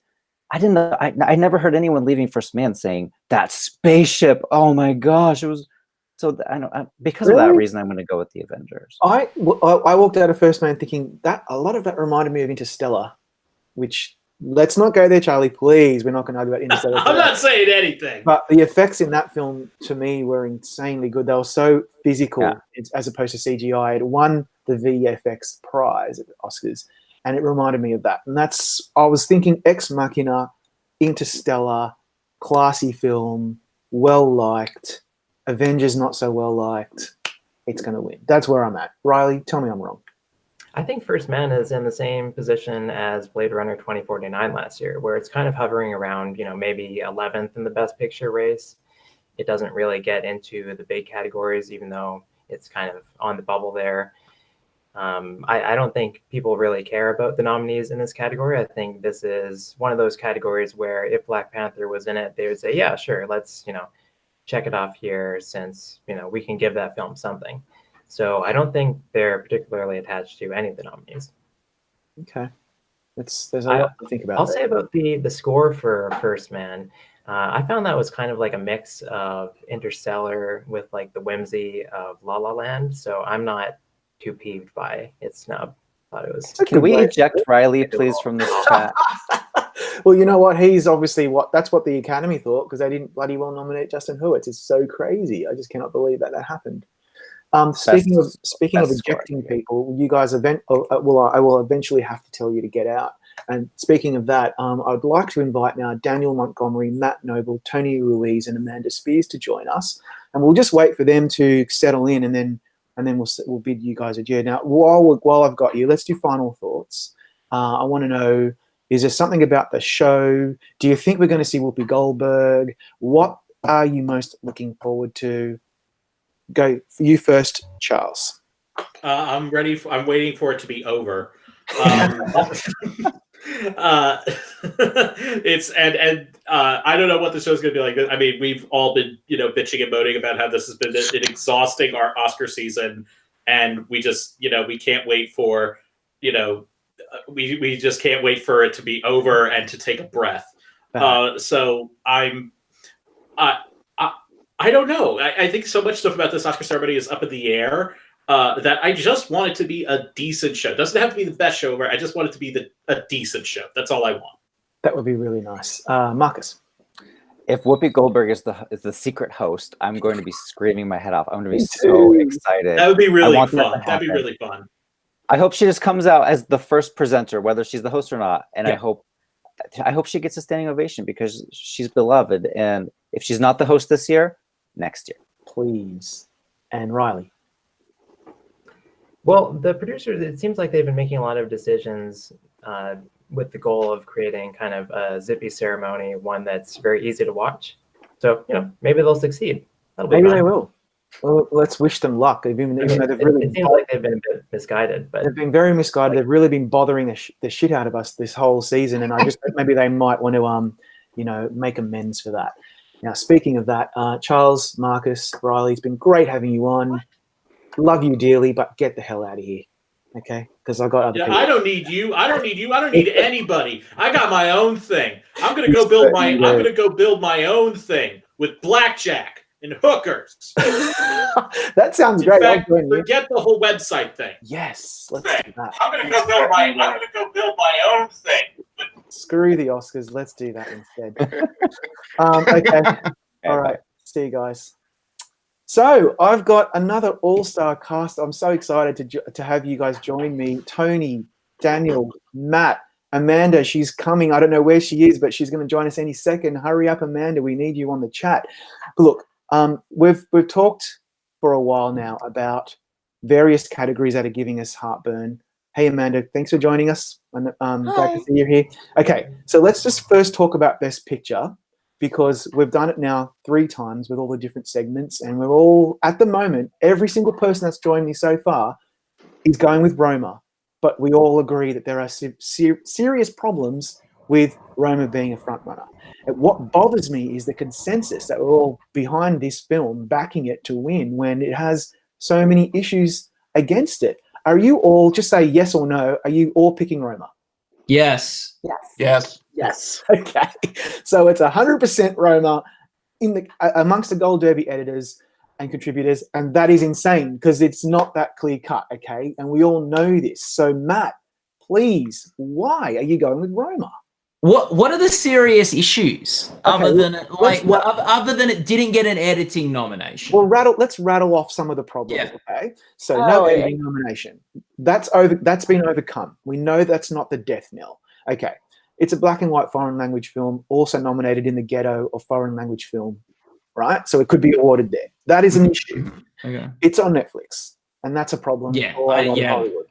And SAG basically just ignored it. And that has always been an issue for us, except for The Shape of Water, where at least at The Shape of Water, they got a couple of nominations. They just didn't get the ensemble prize. Roma was completely ignored, and they like Netflix at the SAGs. So there are issues. However, when Marina de Tavira received that nomination in supporting actress and it got sound nominations, I thought, well, okay, there's a lot of support for this film in the Academy in those branches, and that's definitely going to help it win Best Picture. That's when I switched from God knows what I was picking at the time to Roma, and I've stuck with it, even though I'm a Roma skeptic. So, Matt, what do you think? Is that what you're thinking? Yeah, look, I think the sound nominations, I think, mean just as much, to be honest, as the supporting actress nomination. These were by no means locks, by no means nominations that people were expecting the film would just get, or sort of things like that. So I think that's fantastic for Roma. I just think it's strength across nominations, it's strength across the precursors and failure for something else to rise up. I think it being sort of a black and white foreign film is a bit of a weakness because there's a foreign language category where it can win. But it's also, I think, a strength, because I think there's something history making about this film winning. There's something that will make, like, you know, if I've heard a foreign language film has never won an Oscar before, and if I'm a voter, part of me is thinking, how cool would that be if we gave it to the first ever foreign language film? I actually think the biggest concerns for me with Roma are a lack of an editing nomination, just a surprising spot, like just a branch that obviously wasn't wrapped in the film. And although some very well edited films, but like, why did Roma get in over Green Book in editing? Like, you know, like there's little like concern there, but I think it's strength. But it got into sound, and sounds like a branch with, you know, I think as many voters, or like, you know, it's not too different, the editing voting branch numbers and the sound branching vote numbers. I actually think the biggest concern, and if Roma loses tonight, the story will be the reluctance of the Academy to give an award to a film that was released on a streaming service that challenges the business model of old Hollywood. Absolutely right. I think that is huge. It's a huge factor against it, which is why they've thrown so much money and talent behind the PR campaign to kind of overcome that problem. Daniel, what about you? Well, the thing about what I was thinking about where you talk about, it's unprecedented. A black and white foreign film hasn't won this category since The Artist. Which honestly, it would have been in French. I know, man. But I'm thinking if The Artist had sound, it would have been in French with English subtitles. The irony of that is because it was a French film. But yeah, so and I think The Artist looked really weird when it won that year, but by the time it got to that point, it felt almost inevitable. I don't think Roma is inevitable by any way, shape, or form. I just think everything in the category has problems in terms of awards along the way. Roma won the DGA award and the BAFTA award. So did The Revenant. So I'm not like I'm worried about that factor as well. But the year The Revenant lost, it went to the SAG winner, which was Spotlight. This year, the SAG winner was Black Panther. I don't think Black Panther's winning Best Picture because they did not like that above the line. They didn't even they nominated Buster Scruggs for adapted screenplay before they nominated Black Panther. So I don't think that's going to happen. I think Green Book could happen, but I think the directing miss is a big deal because we haven't seen other awards groups other than the Producers Guild rally behind it after that snub, like they did to Argo after Ben Affleck's snub. So it might just be like 3 billboards where it's like, oh no, they're just not that into it, at least in terms of a Best Picture win. And I also think it's gonna be a divisive movie where it's gonna get some, like, especially with the newer voters in the Academy. Like Green Book would have won a preferential ballot 20 years ago, but I don't know if it wins a preferential ballot with the 1,500, 2,000 new members of the Academy that have been invited in the last couple of years. So you put everything together, weigh the pros and cons of everything, and honestly, I just can't. And earlier in the season, I was going like, well, Roma can't win Best Picture. Me too. And like as the season has progressed, it's like, I guess it can. Yeah. Doesn't mean it will, but I can't think of any reason to go, or not a strong enough reason to go for anything else. I actually think Black Klansman is probably in second place for me because it is literally the only film this whole season that has not missed any of the key nominations. Writing, directing, acting, and editing at the Oscars. It got in at the BAFTAs. It got in at the Directors Guild. It got in at the Ace Eddie Awards. It got the Ensemble nomination at SAG. It got the Critics' Choice and Golden Globe nomination. It has not missed any. It hasn't won anything except for a screenplay here and there. But if this is going to be a consensus award, which the preferential ballot is, every awards group in the industry has liked Black Klansman, just none of them have loved it enough for it to win. That's so that one that could be your spotlight of the year where it wins screenplay and picture.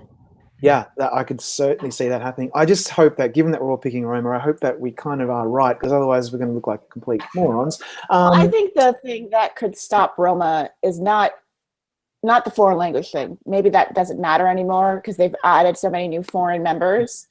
But maybe the Netflix thing. But this is the most expensive Oscar campaign in history. I mean, all of our subscriptions just went up $1, and this is why. So maybe that turns some people off, and instead of ranking it number 2 or 3, maybe they put it 6th or 7th. Maybe they're just a little like, they're just throwing money at this thinking they can buy themselves a Best Picture. We'll show you.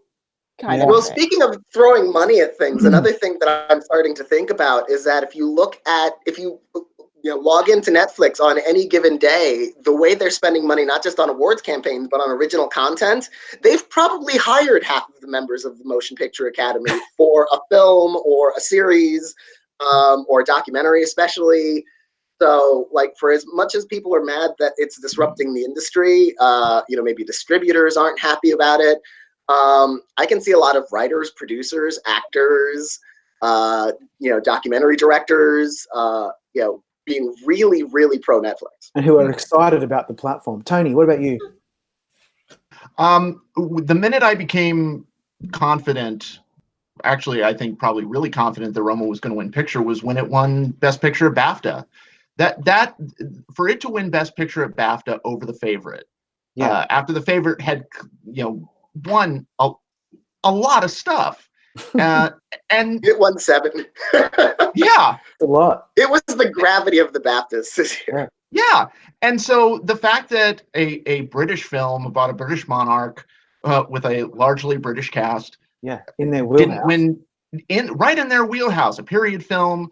The fact that Roma beat it there showed me that it could, and so after that, I really just always said, it's going to be Roma. Now, I think Daniel's point is spot on, and now I'm kicking myself that I didn't put Black Klansman in second, because I do think that it certainly among the possible second tier possible winners, I think that Black Klansman is probably the most overwhelmingly popular with people in the Academy. So I think that could seriously pose a threat more than, say, something like Green Book. Okay. And just something I touched on before, the sound branch, according to Gold Derby, has 506 members, and the editors branch has 323 members. Just to give a sense of how many, because that's how many people vote for the nominees in that category. Yeah, absolutely. Yeah.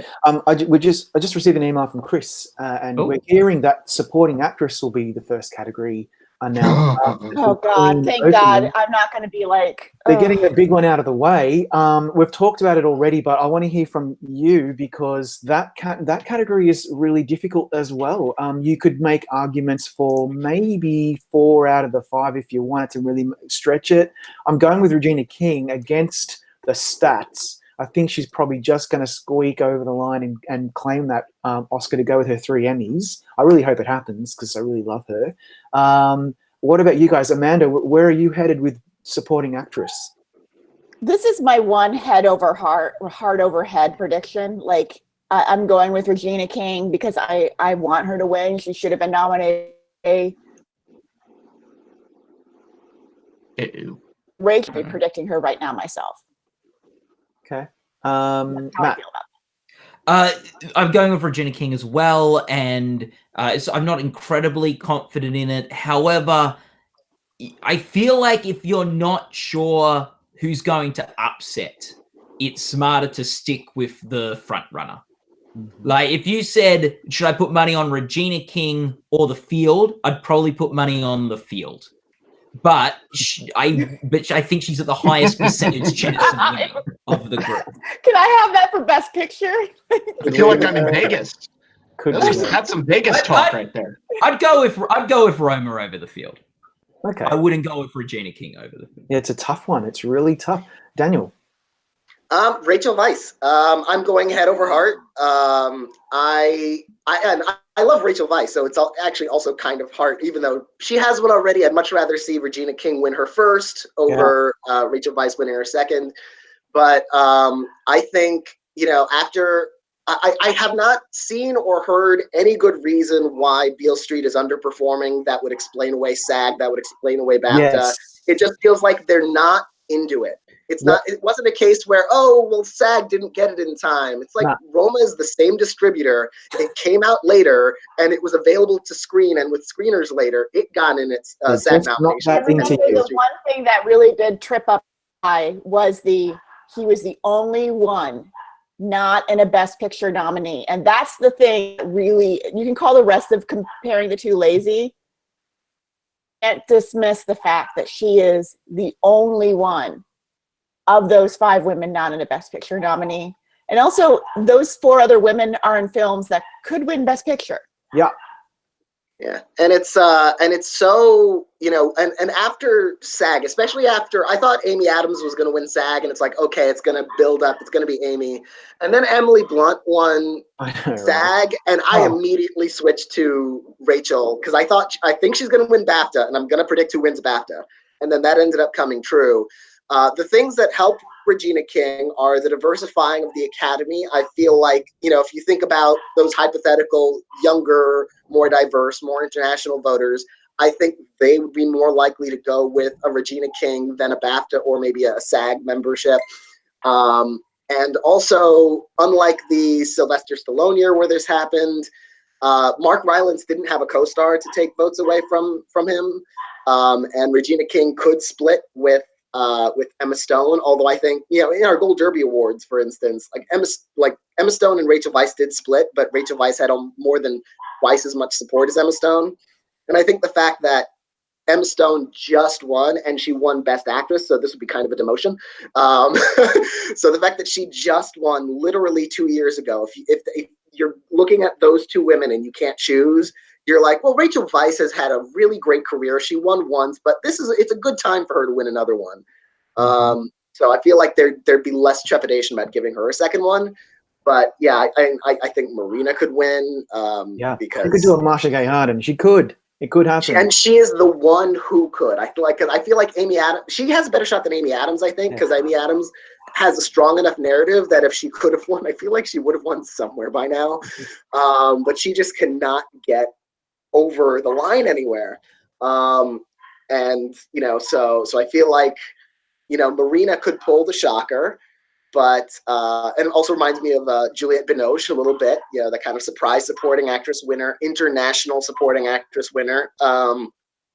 So I do think Regina really could win it. I don't want to, I might be the one with egg on my face when it turns out Regina wins. Everyone else was right, but yeah, I'm going head over heart and just saying, I've never been able to explain why If Beale Street Could Talk underperformed in a way that would make me think that the Oscars will just magically think differently. Yeah. Tony. I'm going with King, and I'm actually more confident than I've ever been, because usually those anonymous ballots that get released in, like, we had several on Gold Derby, we had Hollywood Reporter and Variety, we saw them everywhere. And they were all over the place in terms of like picture and, in some of the acting categories. But the one that was almost a near constant was Regina King. And the fact that Emily Blunt won SAG only reinforced that I thought that Regina was going to win. I don't take that much stock in the BAFTA at all, because BAFTA's been wrong. It's particularly in supporting actors quite a bit. I remember Helena Bonham Carter winning there, which was like the only thing. They reward their own. Yeah, they love to reward their own, and I think that. But not even nominating Regina King. I could see Regina losing. Do they have a problem with films about African Americans and their experiences? Do they have a problem with that? Maybe, I don't know. It's quite possible. They nominated Black Klansman. They did, and they gave it. It's possible, but we have to remember that I mean, Regina is, whether they watch Beale Street or not, they love Regina.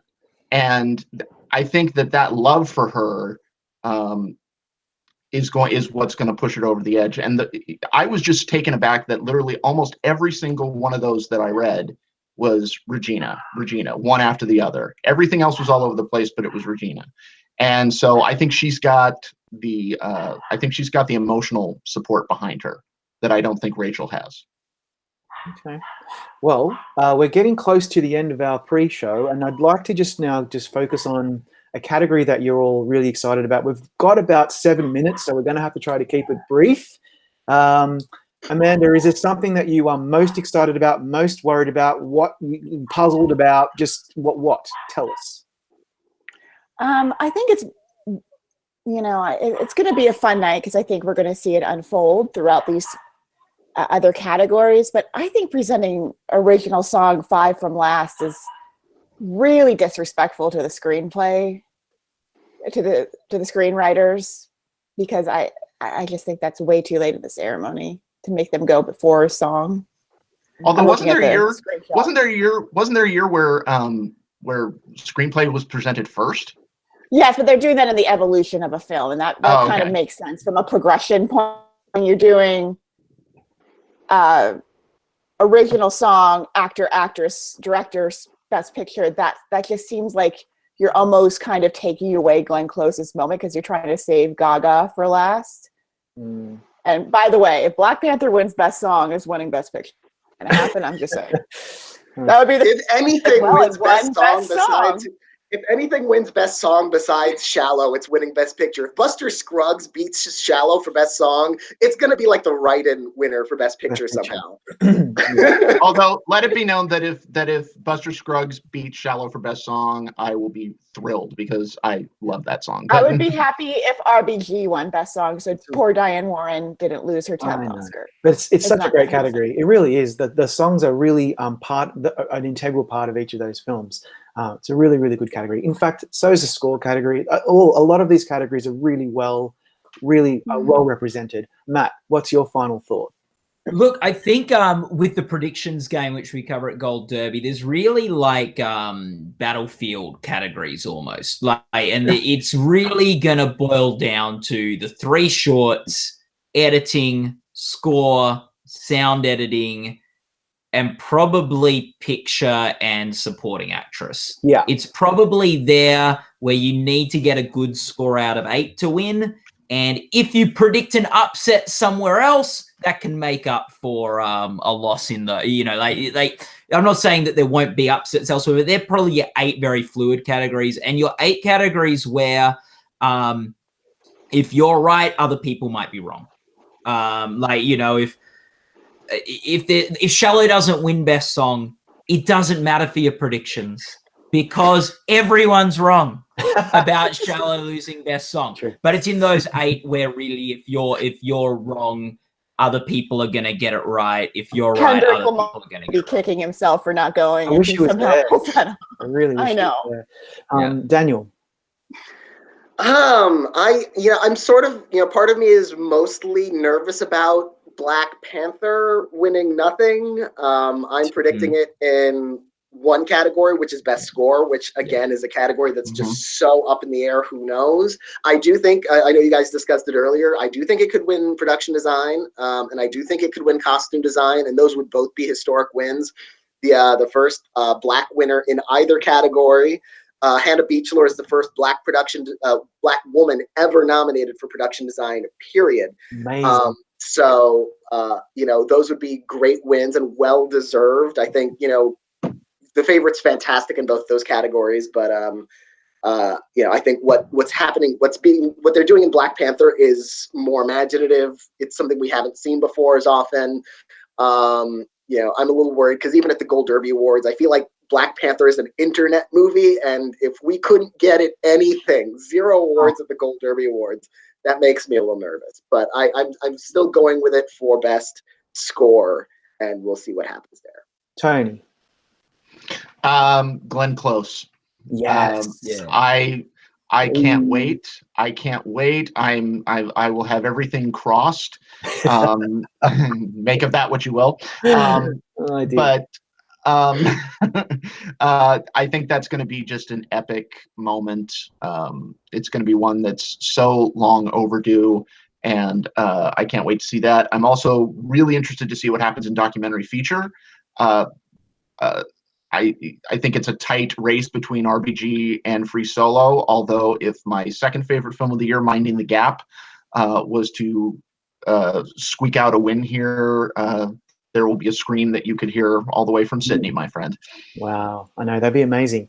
Yeah. Could I say something on Glenn Close? Because I think there's a lot of she's overdue, and I think if she'd won an Oscar before, she probably wouldn't be winning tonight. And the moment of the Globes is very important. But this is she wouldn't have been nominated for the wife if she had won before. This is such a great performance. Whatever you think of the film, it's maybe it's quite nuanced and subtle throughout. But this is a very worthy performance for her to win her Oscar for. Agreed. Preach. It's great. It's stayed with me. It's very I think something's got to be that's why with her the overdue thing has stuck maybe in a way that it hasn't for Amy Adams, in that it's really a performance that stays with you more than probably Amy Adams. The Vice, she's overshadowed by Christian Bale and what he does there, whereas Glenn Close is the wife. It is a lead performance too, so that's expected, but I just think she's wonderful, and that it's going to be so lovely to see her win, not just because she's overdue, but because it's a great performance. And when you're overdue, the other big problem is that you're not just competing against your competitors, you're competing against your past nominations, essentially. If you're an Amy Adams, you've got voters who are remembering Junebug and Doubt and The Fighter. And, people are going to ask themselves, well, is this the movie we want her to win for? And you could say the same thing for The Wife. I think would have that problem if Glenn Close weren't so overdue by 30 years. Yeah. She's got years on Adams too. She's much older. I do think. And Arrival. Oh wait, she wasn't nominated for that. Well, she should have been. Yeah. Hello. I do think. Glenn Close. The way I look at this is I don't necessarily think it's going to be remembered in the history of her career as much more than the movie that won her the Oscar. That's but I do true. think it's good enough to merit the career win. Absolutely. Like it's not an embarrassing win that's going to be like, oh, she won for that. Like maybe they'll think she should have won for It's Fate not, of it's not Attraction. like The Leader or Son of a Woman or something where everyone's like, This one won't go down as like ridiculed. So what just it won't finish make up. you sick when you see it in like Oscar montages. Absolutely. Like Best Actress winners where you're like, oh my God, that poor woman. Yeah. So what I'm most looking forward to is the surprises, because even though we all have a very kind of, we have a rough idea of where we think things will land, there's a lot of stuff up in the air. And apologies, we didn't really get to talk much about director and the 2 actor prizes. A lot of us think that Malik and Mahershala Ali and Alfonso Cuarón are going to probably win those. And the same for cinematography. We could have talked ad nauseum about that as well. We can't talk about everything. I'm looking forward to the surprises. I'm hoping that the screenplay awards just completely blow everything out of the water. I'd love to see Can You Ever Forgive Me win something tonight. It's unlikely. And Right in victory for 8th grade. Yeah, well, unfortunately, that wasn't even nominated, which is ridiculous. I'm looking forward to the performances. I hope Queen at the beginning of the show isn't too crappy. And I think it's actually going to be a pretty good show. I'm looking forward to it, and I'm mostly looking forward to hearing from all of you guys during the show when we have our live vlog, because there's going to be a lot of WTFs and a lot of what the hell's going on, and that's what I most look forward to with the Oscars. I hate those years when it's just so locked in and boring. We've seen it happen at every other award show. This is not going to be the case this year, and that's really exciting. Anyway, we've got to go. The show starts in 5 minutes, everybody, or at least the telecast, and we've all got to go and get our popcorn and drinks ready. Thanks for joining me. We'll be back for the post show. Matt's hosting that. Yes. We're going to have lots to talk about. I think it's going to be a very interesting show. There's going to be a lot of surprises that we want to talk about. Anyway, thanks for joining me, guys. Have a good one. Yeah. See ya. Woo!